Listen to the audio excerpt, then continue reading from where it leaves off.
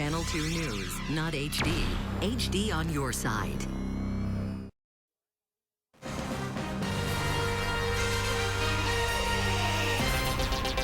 Every lawmaker who represents Western New York in federal government is now calling on the U.S. Attorney General to investigate Colgan Air. Good evening. This all stemming from some recently released emails that seem to have shown that Captain Marvin Renslow should not have been in the cockpit of Flight 3407. In the letter to Eric Holder, our area lawmakers write, quote, "We believe Colgan's failure to release these emails was disrespectful to the families, irresponsible to the flying public, and possibly criminal." The emails were released just a couple of weeks ago after being held back for 2.5 years. The correspondence among high-ranking Colgan Airline officials show they had concerns about whether Renslow had the skills to pilot the type of plane which crashed in Clarence Center. Also making headlines nationally tonight, more than 3.2 million homes along the East Coast are now without power because of a snowstorm that could not wait for winter. Massachusetts is the latest state to declare a state of emergency as that storm moves into New England, where the storm is expected to get worse. Some places getting more than a foot of snow today, also causing trouble for travel in the region. Back here in Western New York, one home and a few cars damaged in Buffalo after a police chase this morning. Buffalo police tell us 40-year-old Joel Anzalone is facing multiple charges. We're told that officers tried to pull him over about 9:30 this morning after they suspected he was driving a stolen vehicle.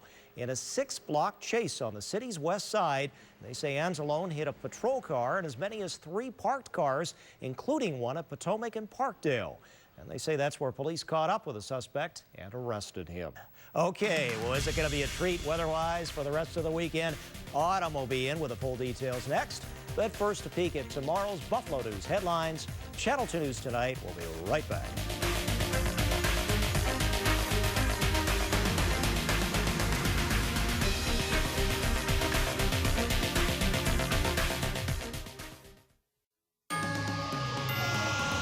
Well, it was a below average day as we started out near 34 degrees and we only made it up to 42 this afternoon. Channel 2 weather is sponsored by Delta Sonic's lowest gas price. Guaranteed within 2 miles or we double the difference.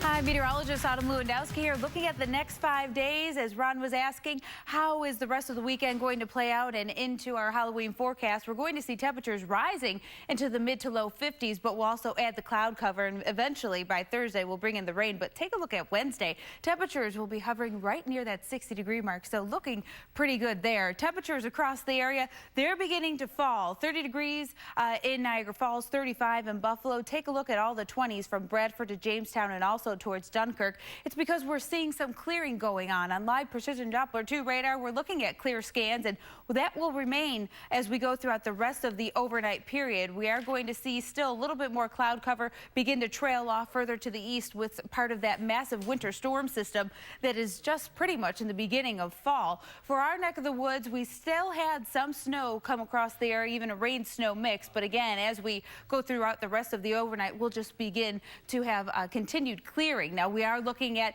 that low pressure center moving up the northeast coast, and it is barreling on through. We're looking at nearly 60-mile-per-hour winds, anywhere from 2 to 4 inches of snow up to over a foot of snow in some locations. And the winter storm warnings, they are going from Pennsylvania all the way through Maine as we take a look at where we have some of those warnings. As we go throughout the rest of the overnight and into our Sunday, we'll continue to see much of this move up and further up the northeast coast, but with some of that as well as a 1.5 feet of snow, 60-mile-an-hour winds, not looking so good. And that's still in the middle of fall here. As we go through our neck of the woods forecast, well, we are going to see temperatures begin to warm up as we go into our Sunday. We'll see highs in the middle 50s, and we'll continue to have beautiful conditions as we go throughout the overnight period. Going into our Wednesday, we will start to see temperatures begin to warm as well. So up to about 50 degrees for our Sunday afternoon with more sunshine and southwesterly winds at 10 to 15 miles an hour. Future look, it's going to clear things out, trying to bring in a little bit more moisture for Sunday. I think we're only going to see a little added cloud cover for the morning, but we will continue to have increased clouds for our Halloween forecast, trying to pull in a little too much moisture for our Monday afternoon as we send people out trick-or-treating. We're only going to really see an increase in cloud cover, and if anything, just a few sprinkles for our Halloween forecast. Up to 54 degrees for Halloween with warmer temperatures and southerly winds at about 10 miles an hour. As you go out trick-or-treating, we'll see temperatures right in the middle to upper 40s, so you will have to deal with putting a little extra clothing on and then put the wonderful all the outfits on over that. For Wednesday, we're up to about 59 degrees, plenty of sunshine here. Thursday, we'll have the rain with us, and also for Friday before we clear things out at 54 degrees for Saturday. So just bundle up a little more. You'll still be able to have enjoying time going trick-or-treating, Ron. Okay, the kids will have a good time, and let's keep all that snow out there on the East Coast, Autumn. Okay, coming up, a complete recap of the high school football playoff picture, and the Sabres, well, they let a win slip away. Ben Hayes and Stu Boyer with highlights and reaction next to Extended Sports. Just came off the bench.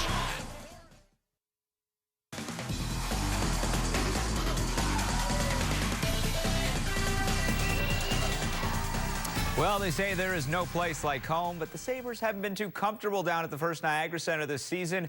Buffalo lets a late lead slip away tonight against Florida, and they fall to just 1-3 at home this season. The Sabres shut out the Panthers last week. Ryan Miller back in.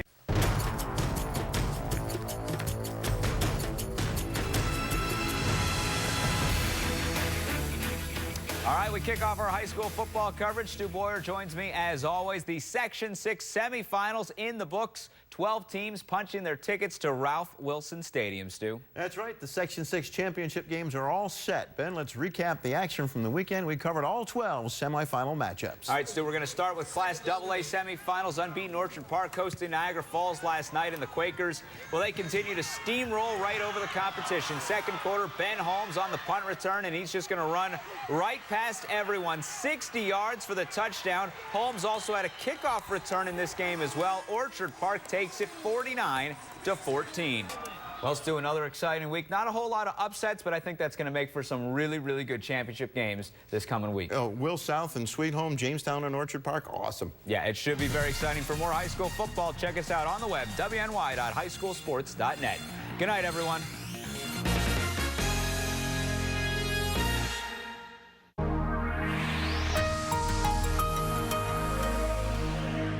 To do news right, in this town, you gotta stand for something real. Real stories that matter, that ask the tough questions of those in power, that help give a voice to the voiceless. Who are we? We are Channel 2 News, and we are on your side.